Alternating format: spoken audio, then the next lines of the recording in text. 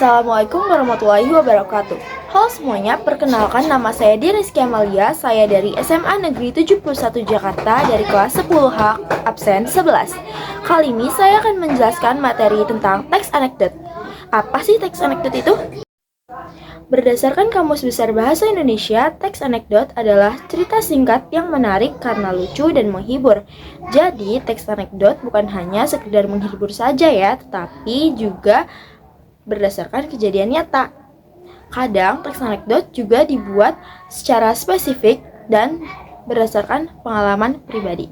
Ciri-ciri teks anekdot yang pertama bersifat humor, lucu atau menggelitik, yang kedua mengandung kritik atau sindiran tetapi secara halus atau tidak langsung kasar.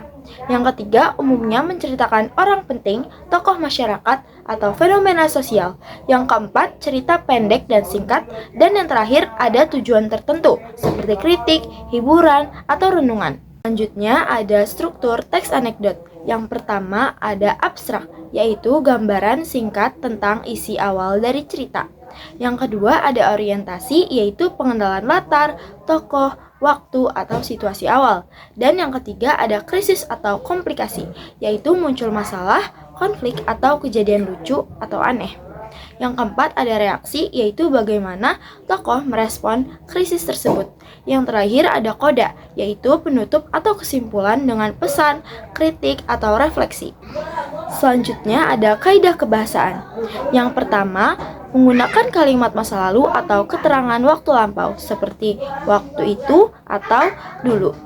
Yang kedua ada menggunakan kalimat retoris, pertanyaan yang tidak memerlukan jawaban.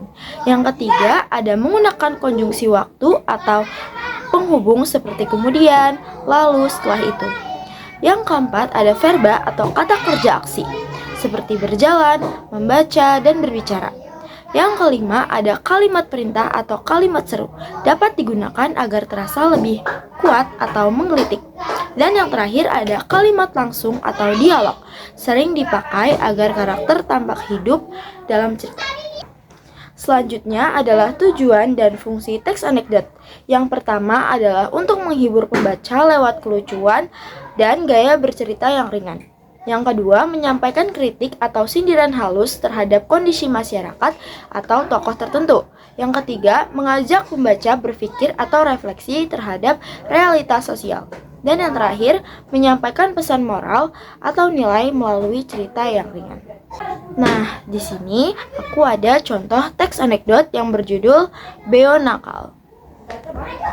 Di sini aku juga punya contoh dari gambar teks anekdot.